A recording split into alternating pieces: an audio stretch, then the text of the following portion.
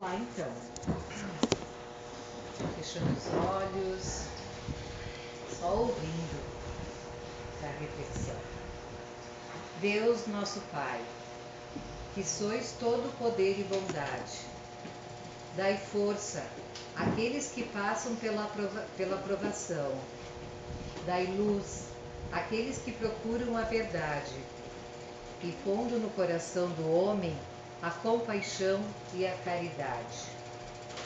Deus, dai ao viajante a estrela guia, ao aflito a consolação, ao doente o repouso. Pai, dai ao culpado o arrependimento, ao espírito a verdade, à criança o guia, o órfão o pai. Que a vossa bondade se estenda sobre tudo o que criaste.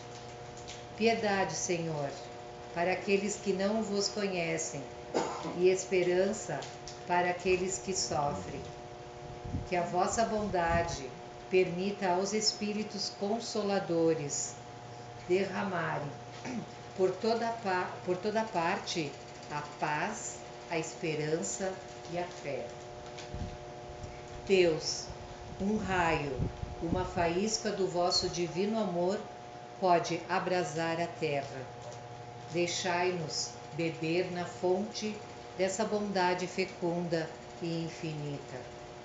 E todas as lágrimas secarão, todas as dores acalmar-se-ão. Um só coração, um só pensamento subirá até vós, como um grito de reconhecimento e de amor. Como Moisés sobre a montanha, nós vos esperamos com os braços abertos. Ó bondade, ó poder, ó beleza, ó perfeição, queremos de alguma sorte merecer vossa misericórdia. Deus, dai-nos a força no progresso de subir até vós. Dai-nos a caridade pura. Dai-nos a fé e a razão. Dai-nos a simplicidade que fará de nossas almas o espelho onde refletirá um dia a vossa santíssima imagem. Que assim seja. Que assim seja. Contigo, então. Tá bom, obrigado. Quero emprestar um pouquinho aqui. Tá bom. Boa noite, tudo bem? Eu sou Miguel e eu peguei aqui um finalzinho onde se pede a Deus aquilo que nós, se conseguíssemos receber com perfeição, nos daria toda a felicidade que é o nosso objetivo, né? Dai-nos força no progresso de subir até vós. Caridade pura, fé e razão. Dai-nos simplicidade que fará de nossas almas o espelho onde refletirá um dia a vossa santíssima imagem, né? Vejam que, para falarmos então, né, um pouquinho sobre a doutrina espírita e falarmos, porque ela é vivida no dia a dia das nossas vidas, com todas as dificuldades de estarmos vivendo em sociedade as questões do dia a dia, questões humanas, das pessoas que nos cercam, que não são responsáveis pelos nossos problemas, dos nossos próprios problemas, ao qual nós muitas vezes não assumimos total compreensão sobre si mesmo, total responsabilidade, e dos desafios que é estarmos encarnados, vivendo como espíritos que somos uma experiência no corpo material, no corpo físico, na carne, no mundo em transição planetária. Mundo de provas e expiações, aonde provas e expiações significam consciência. Porque se eu sei que eu tenho prova, eu tenho responsabilidade. E se eu tenho consciência, eu vou tentar me colocar melhor para conseguir uma aprovação nesta aprovação. Que não é simplesmente uma imposição disciplinadora do nosso Deus Criador, mas é a lei eterna, infinita, que sempre foi e sempre será. E que nós temos que nos adequar a ela na medida que vamos tomando a consciência de que é melhor estarmos com Deus, do que estarmos longe da sua vibração. Ele não nos abandona, Ele não nos fulmina, Ele nos ama. E é a Deus aqui que a oração de Cáritas pede com humildade justamente esta força interior que em muitos momentos dos nossos corações humanos tem total direito de vacilar. Como os apóstolos vacilaram, como outros cristãos em vários momentos. Não aqueles que começaram a construir castelos, não é, de areia com base na religião e que distorceram a palavra de Jesus. A esses, né, como disse Jesus, Pai, perdoai-os porque não sabem o que fazem. Que limitaram a compreensão que a vida continua após a existência nossa aqui do corpo físico, que limitaram a compreensão de que voltar à carne e continuar a nossa transformação em busca da razão perdida e da fé, da consciência, é uma lei de bondade, de amor, de misericórdia, que esquecermos as nossas encarnações anteriores significa também um atendimento de Deus sobre aquilo que poderia nos envergonhar em algum momento, diante do comportamento errôneo que tivemos em vidas passadas, que a justiça divina coloca sobre cada um fardo de acordo com as suas próprias condições físicas e que nós unicamente somos responsáveis pela semeadura que colocamos no terreno da lógica, da lei de causa e efeito. Tudo isso faz parte, né, da nossa consciência espírita. Consciência espírita, portanto, é o que nós estamos falando hoje. Consciência espírita é o que nós falaremos sempre. Consciência espírita é o parâmetro que nós temos que tentar exercitar à medida que vamos entendendo um pouco mais o que isso significa dentro da questão da cristandade ao qual ela está inserida. Porque Jesus é maior do que o Espiritismo. Jesus está junto com Deus no controle do universo, junto com outros Cristos, porque ele já assumiu uma amplitude ao qual um dia, no infinito distante, nós também teremos, quando conseguimos sair desta nossa condição de dualidade reencarnatória, de dor e sofrimento em busca da felicidade, né? Achando que dor é o sinônimo de tristeza e que prazer é sinônimo de felicidade. Quando o que nós temos que aprender com dor e prazer é crescer espiritualmente. Entender que nós não vamos sendo humanos reencarnados no mundo de provas e expiações, num planeta de segundo grau na escola infinita dos mundos. Nós temos planetas primitivos de consciências que estão começando e que são às vezes muito cruéis, oriundas de outros territórios universais. Temos um mundo de transição planetária que é o nosso, que já passou da fase primitiva, que é um planeta jovem, que está amadurecendo tanto materialmente na acomodação dos vulcões, das terras, das águas, apesar de nós acharmos que não, por causa dos terremotos, das constantes mudanças, não é? Mas nesse giro universal e nas consciências da porta estreita para o mundo em regeneração, que deve começar aqui na frente, no próximo século, que significa recomeçarmos então a obra de Jesus Cristo num patamar alicerçado na visão consoladora da vida física e da vida espiritual como um conjunto todo, agindo interdimensionalmente, como fala na física quântica, entre o nosso lar, por exemplo, entre os umbrais, entre os hospitais que nós temos próximos da crosta terrestre, as múltiplas colônias espirituais, as leis que regem este universo, a mediunidade que todo mundo tem e é capaz, mais cedo ou mais tarde, de algum momento intermediar-se com o anjo da guarda, que nos ensina o caminho melhor a seguir, nos dando a escolha do livre-arbítrio, e assim entendemos como cultura de que esta realidade consoladora exige de nós trabalho interior, igual aquele que Sócrates, o espírito grego encarnado como um pré-cristão, dizia: conhece-te a ti mesmo. E Jesus, trazendo depois também a lembrança de que outros avatares disseram, como Buda, como Krishnamurti, como outros tantos, ajuda-te a ti mesmo. Buscai e achareis, batei e abri-se-vos-á. A revelação é simples para a palavra.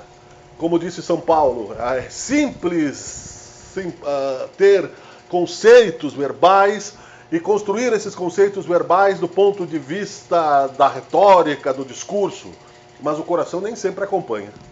Vejam que na oração aqui, né, ela pediu fé e razão. Fé é o sentimento. Razão, ela não vai poder negar a certeza da imortalidade da alma, como os apóstolos não podiam mais negar que viram Jesus fazer milagres, não podiam mais negar que Jesus apareceu para eles como um ser espiritual depois da crucificação, já que seu corpo não poderia, né, se levantar da morte, se desintegrou aquela parte atômica do corpo de Jesus. Os apóstolos não podiam negar que eles próprios conseguiam falar, intuídos pela mediunidade, línguas diferentes, interpretar telepaticamente ou intuitivamente o que outros pensavam. Não podiam mais negar os apóstolos, assim como não pôde negar a consciência daquele que por materialismo achou que Jesus seria um rei da terra, que foi Judas Iscariotes, e que vendeu a localização de Jesus por 30 dinheiros e em seguida aquelas moedas se queimaram e ele se jogou, né, num umbral inferior como um suicida. Mas em seguida, após a visita de Jesus no seu desencarne ao próprio Judas desencarnado no umbral inferior, o Espírito de Nossa Senhora, Mãe de Jesus, como falou aqui na música anterior, no Ave Maria, Mãe de Jesus, para quem não ouviu, né, foi cantada, que é também das canções da vida, do livrinho aquele que tem, né, não é? Se tornou a mentora dos suicidas, daqueles que morrem porque não têm mais esperança sobre si mesmos, não porque não quiseram ser felizes, porque não acreditam mais na condição de serem bons. Judas, percebendo o mal que tinha feito ao mundo, entregando Jesus à crucificação e a si mesmo, achou que o suicídio, mesmo ele tendo visto espíritos como Jesus mostrava, mesmo ele tendo visto as curas, mesmo ele tendo visto aquilo que estava perto dele, não conseguiu emocionalmente ter mais fé e esperar o momento da maturidade de Jesus e suicidou-se, abandonou o corpo, que é um dos maiores castigos para si próprio, perdermos a chance de ocuparmos o corpo físico para a nossa transformação. Nossa Senhora, enquanto ainda encarnada, depois da crucificação de Jesus, foi ter com a família, mas Jesus na cruz disse para São João, né, que não era São João ainda na época, mas virou depois, era João Evangelista, né, filho, eis tua mãe, mãe, eis teu filho, para que eles se unissem. Então João buscou Maria e em Éfeso construiu uma casa para ela e lá ela se transformou, né, a mãe Maria, Nossa Senhora, porque ela fazia curas espirituais. Também era um espírito elevado na hierarquia. São José também era um espírito elevado. Havia um planejamento já para que a cristandade nos elevasse deste inferno moral que nós vivemos ainda mergulhados atualmente, aonde infelizmente no plano astral inferior há um desespero de almas negativas que não sabem ainda o que fazem ao desafiarem o grande poder de Deus e que mais uma vez serão convidadas a se retirarem, né, para outras regiões do universo, enquanto os anjos, né, da bondade, do amor e da espiritualidade governam o universo. É importante que nós saibamos o tamanho de Deus para amá-lo diante da sua misericórdia, que nos dá a oportunidade de recomeçarmos mesmo diante do mal que aparentemente decreta o fim nas nossas consciências quando erramos e erraremos outras vezes e voltaremos a errar, mas cada um segundo as suas obras, até que se firme o pensamento nessa esperança que é a vida eterna. A esperança que ficou recortada por nós próprios em encarnações passadas e popularizada para o domínio das consciências como o mistério da fé. O mistério da fé que estaria somente diante, né, da revelação para alguns poucos que seriam então os grandes poderosos das consciências e que para si acumulariam, como Judas, as moedas que queimariam a própria consciência mais cedo ou mais tarde e que levariam a cometerem erros, né, de atraso espiritual tão sôfrego que jamais, né, qualquer pessoa que estivesse fora poderia sentir ou explicar, a não ser a misericórdia de Deus, que disse que nem uma ovelha se perderia. Ok, o grande religioso, o grande rei, o grande sacerdote não faz parte da minha rotina. Por que eu estou falando uma coisa como essa se eu sou aqui uma pessoa normal? Se eu levanto, vou para o meu trabalho, vou para a minha escola, vivo os problemas dos meus filhos, da minha família, essas pessoas também tinham todas as suas rotinas. Então, portanto, o macrocosmos do poder, seja ele espiritual, seja ele material, e o microcosmos do poder de existirmos, ele é igual. Sócrates, o filósofo, disse: o que está embaixo está em cima. Não posso apontar o dedo para o céu sem movimentar a energia do universo e a força que está em uma estrela. Então eu tenho que cuidar do meu caminho. Ajuda-te que o céu te ajudará. Para mim amar ao próximo como a mim mesmo, eu preciso me encontrar e me amar. Para que eu não seja um hipócrita, para que eu não queira dominar a consciência do outro baseado em egoísmos, baseados em autoritarismos, baseado em questões que eu possa achar de falsa superioridade e falsa modéstia, que eu tenho o direito de julgar a consciência do outro, porque se eu estivesse em pecado, eu atiro a primeira pedra. Foi o que disse Jesus, convocando aquelas pessoas que hoje atirariam, não interessa, mas estavam na presença de Jesus. E ali, né, não tinha como você ser hipócrita na presença de Jesus, porque a consciência se paralisava. Nós sabemos que se fosse, mas então você vai dizer isso, né, para alguém aqui, a pessoa vai tirar um edifício na tua cabeça, mesmo sendo cheio de pecados. Mesmo sendo uma pessoa completamente envolvida com a sombra e com a escuridão. O que nos resta como amor na doutrina espírita, e eu falo isso porque eu vivo a doutrina espírita no dia a dia como um mapa, como um GPS de consciência de que, por mais que o momento esteja tempestuoso, por mais que nós estejamos presos a transformações lentas, dificuldades obscuras de mudarmos o nosso comportamento, a ferro e fogo, à medida que nós entendermos que não temos outra saída, nós vamos nos transformar com paciência. Porque sempre haverá um outro dia, sempre haverá um outro minuto, sempre haverá o tempo a nos dar esperança, não importa quem somos, não importa onde estejamos. E é isso que a doutrina espírita convida o espírita a analisar. Quem é Deus? A inteligência suprema do universo está no livro dos Espíritos. Ou seja, temos um Criador. Esse Criador criou a justiça divina perfeita. Ele não vai dar mais ou menos para o meu irmão por passionalidade, para que me cause ciúmes, como aconteceu na Bíblia, está descrito em Caim e Abel. Ele não vai ser injusto comigo, me colocando provas que eu não possa crescer, porque ele é um pai amantíssimo. Ele não é mais aquela visão, não é mais porque nunca foi, não é aquela visão que nós, seres humanos, com poder material, quando transformamos o cristianismo na religião oficial do Império Romano, e que depois das cruzadas, que era para roubar lá no Oriente Médio os reis, e trouxemos a Inquisição para roubar as consciências e manter o poder diante do ferro e do fogo da tortura e da confissão e do erro, achando que Deus era vingativo e havia uma competição entre Deus e o diabo no universo pequeno, prendendo assim, né, nesta ótica primitiva e perversa, a consciência de grande grupo de pessoas, que nos faz ver que hoje nós estamos ainda vivendo o fundamentalismo religioso. Cada um criou o seu próprio Deus e através disso ou explode a religião do outro ou pede perdão, mas na prática mesmo, né, como São Francisco fez, nós vemos que isso não acontece, né? Nós vemos, aliás, instituições franciscanas cheias do dinheiro, né? E sabemos que isso é uma grande contradição. São Francisco, mesmo já no início da sua obra, percebeu isso, que quando foi com São Leão no Oriente Médio conversar a pé para apaziguar sobre as cruzadas, na volta chegou de madrugada com frio, bateu no mosteiro que ele tinha criado e não foi reconhecido. Não temos espaço para mais mendigos. Então ali já havia uma limitação, era o próprio criador da obra que ali estava. Nós facilmente caímos na armadilha do orgulho na armadilha do imediatismo, na armadilha da vaidade, na armadilha do prazer e na armadilha de que nós somos incompreendidos e que a culpa das nossas quedas é do outro, porque escorregamos na casca de banana que nós queremos pisar para justificar muitas vezes o nosso atraso espiritual.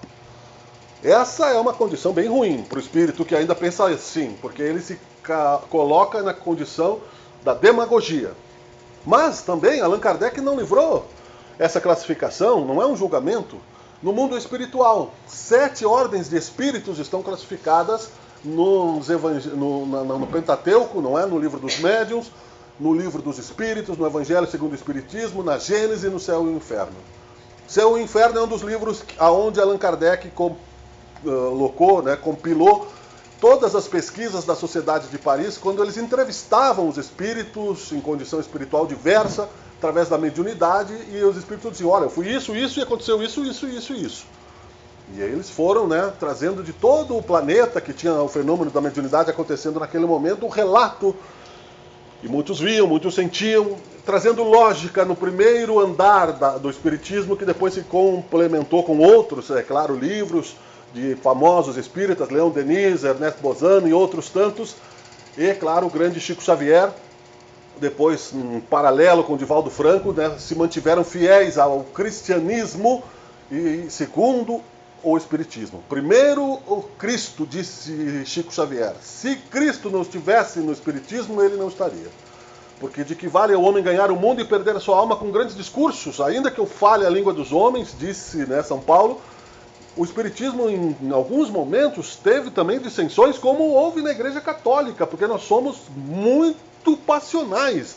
Por pequenos poderizinhos, nós não conseguimos fazer o evangelho no lar, que protegeria a nossa casa do obsessor da vida passada, que é o meu inimigo, que eu não consegui o perdão, que eu não consegui fazer com que ele me perdoasse, com que eu não consegui me libertar, me escondendo num outro corpo, achando que estaria livre, não é, da lei de causa e efeito, e achando, portanto, não é, que se eu não lembro do que eu fiz nessa encarnação, as aflições que estão me cercando são injustas. Quando está muito claro que as causas anteriores das aflições são também de minha responsabilidade, porque o fio que liga a minha imortalidade é a minha consciência. O corpo é uma pérola, mas o fio, né, é muito mais importante, porque é o que liga essas pérolas. Ou seja, a minha consciência imortal, eu não sou outra pessoa, eu não sou outro espírito. Desde que nascemos, até temos consciência, até começarmos a agir e escolhermos o bem e o mal e o nosso próprio caminho de evolução, nós temos uma ligação que faz sentido lógico naquilo que nós somos. Uma encarnação complementa a outra, nós não somos outro espírito. Eu sou né, na outra encarnação eu era o rei, nessa encarnação eu sou mendigo, era outra coisa, não tem nada. Não faria nenhum sentido, aliás, natural, porque a evolução não dá saltos. Isso tudo é muito grandioso e às vezes até assustador se nós tivermos pressa para nos santificarmos. Porque aí realmente, né, nós vamos encontrar a consciência da gente que julga os outros como a nós mesmos. Então nós não conseguiremos entender o auto-perdão. E quando nós estivermos num meio onde muitas vezes não é a observação alheia está mais vigorosa sobre nós mesmos do que a fé daquela própria pessoa por insegurança, por até inimizade de uma outra vida que nasce na família, no meio, no trabalho qualquer, nós estaremos querendo provar que somos melhores do que já fomos, estaremos ainda sendo frágeis e inseguros na religiosidade e na fé. O amor não se prova para ninguém. Os testemunhos das nossas vitórias e derrotas, diz no Evangelho segundo o Espiritismo, são íntimos. Nem mesmo nossos pais, só Deus, nem mesmo o nosso anjo da guarda sabe o que vibra na nossa consciência. A hora mesmo, né, disse Jesus, de cada um de nós é só Deus que sabe. É só Deus que sabe o tanto que Ele tem de amor por nós, porque somos emanados dEle, somos criaturas divinas e que, portanto, nós, à medida que irradiarmos isso para dentro de nós, veremos quanto isso é belo, quanto isso é natural, quanto isso é agradável, né? Quanto isso é construtivo, quanto isso é esperançoso e quanto nós teremos de esperança a transformar dentro de nós a dor em sabedoria, a sabedoria em felicidade mais cedo ou mais tarde. Nós não estamos aqui neste mundo para construirmos castelos de areia, o que significa construirmos uma carreira, um título após o outro, para chegarmos no fim e deixarmos como uma herança de memória para outro, uma estátua. Eu particularmente acho isso muito triste, chegar na velhice e ter que deixar para os meus filhos a minha memória, né, e eu me apagar no nada e no juízo final, e isso um pouco me interessa, na verdade, porque eu gosto de viver. Eu quero viver, eu quero sentir. Amo meus filhos, amo a vida, amo todas as pessoas. Mas é injusto também achar que essa escala evolutiva seja apenas material. De que vale eu ganhar o mundo e perder a sua alma? Jesus advertia aos senhores da sua época. Pôncio Pilatos, que era ganancioso, ambicioso, foi incapaz de ser justo com Jesus, mesmo ele sabendo, mesmo ele tendo interpelado Jesus, que não se salvou porque não quis, porque seria violência, e violência gera violência. Se Jesus tivesse trazido aquela legião de anjos e feito com que o império caísse na base da força, como queria o João, o evangelista, que era o apóstolo trovão, fulminar os inimigos através da violência, o exemplo seria de violência, né? Então, quer dizer, Jesus aceitou a hipocrisia daquela ganância, dizendo para Pôncio Pilatos: o teu poder vem do império, vem do César. Logo depois, Pôncio Pilatos caiu, foi levado para outro governo pior que aquele, e o outro governador ficou naquela região porque já tinham, né, crucificado Jesus, aparentemente estava resolvido o problema. Só que não estava, né? Porque o fogo da brasa, do vento, do cristianismo continuou crescendo, e mostrando aos romanos de que não sobraria pedra sobre pedra, de que nada vale o homem ganhar o mundo e perder a sua alma, que de nada vale nós construirmos castelos na areia, por mais sólido que seja, os templos, tudo caiu. Mas as palavras de Jesus não. E mergulharam na sombra, na escuridão da Idade Média, quando se tornou a religião oficial do Império Romano, mas surgiram, porque Jesus sabia disso, como profeta que era, e outros tantos, neste período renovado através da força renovada da mediunidade. Não é uma criação espírita a mediunidade. Não é uma criação de santos a mediunidade. Até mesmo as pessoas de má vida conseguem fazer profecias, fazer sonhos, usar a antiética para falar coisas do mundo espiritual. Porque até, né, as pessoas que não têm um caráter muito bom enxergam, veem, têm braços, têm pernas, pensam, né, conseguem agir até certo limite que Deus permite.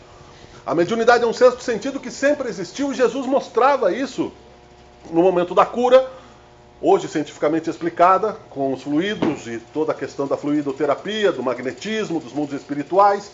Jesus falava com os espíritos, que já havia sido proibido, aliás, por Moisés, porque não se proíbe algo que não possa ser possível, não é? Como é que Moisés proibiu algo que era impossível? Não precisa, se não é impossível, não preciso proibir, não é?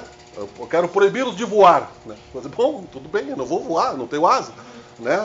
Ou seja, é muito lógica a questão de que o mundo espiritual sempre existiu, sempre nos foram enviados avatares e seres superiores, assim como todos nós temos um anjo da guarda que chora conosco nas nossas quedas, nos dá a mão ao nos reerguer moralmente, mas não faz a prova por nós.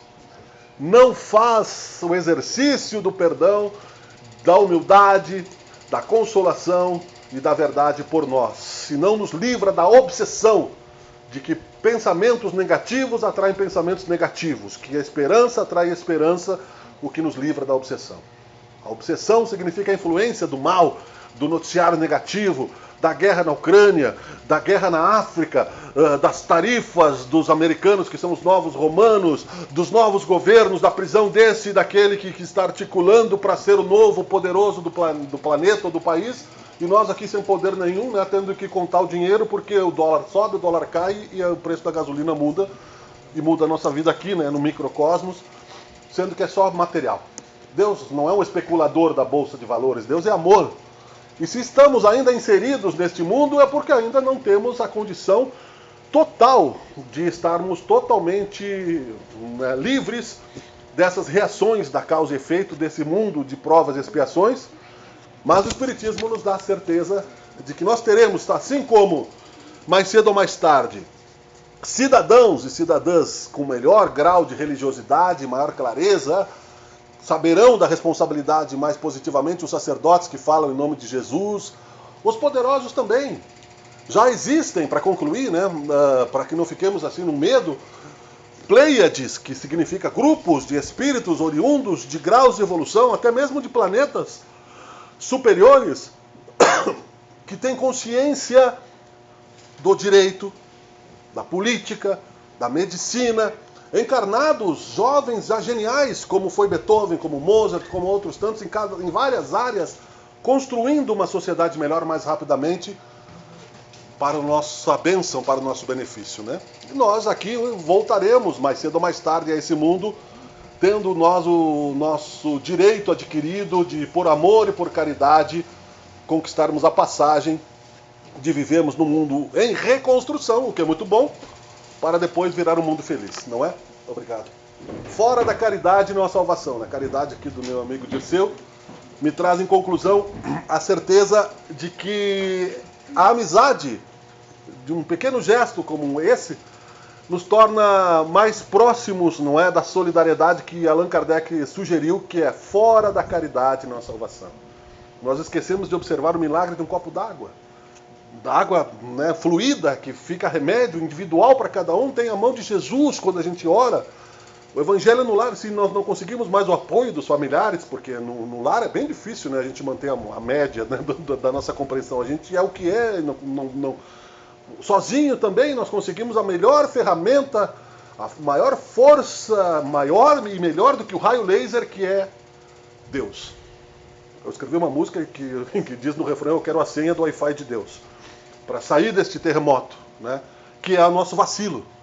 Nós somos como um modem que falha. Então, uma hora nós estamos bem, uma hora nós não estamos tão bem. Mas voltemos, né?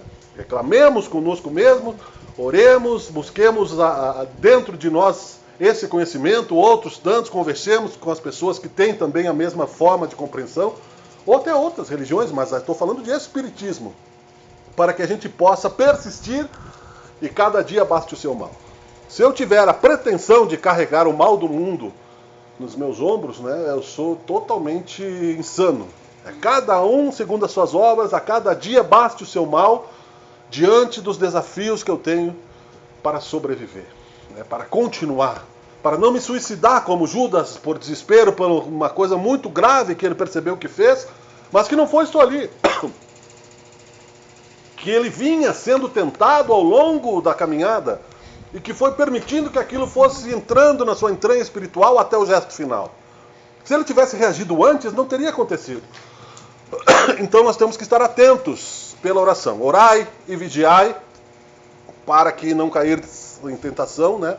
E não ajamos no mal, que não nos condena eternamente, mas atrasa bastante a nossa evolução espiritual. Não nos livra da misericórdia de Deus, mas nos causa dor, porque a lei é uma só, é amor. Muito obrigado, então, pela atenção. Eu espero que eu tenha conseguido, né, costurar as palavras do ponto de vista espírita, essa é a intenção. E que nós possamos, para concluir aqui na mesma vibe vibratória da oração, né, eu vou repetir: que Deus nos dê forças no progresso de subir até vós. Que nos dê a caridade pura, ou seja, sem interesse, a fé e a razão. A simplicidade que fará de nossas almas o espelho onde refletirá um dia a vossa santíssima imagem. Enquanto esse dia não chega, Senhor, nós te pedimos persistência e humildade para que, quando errarmos, humildemente assumirmos o erro e continuarmos em amor a Ti no caminho do bem. Que seja feita a Tua vontade, abençoe a todos e que assim seja. Obrigado.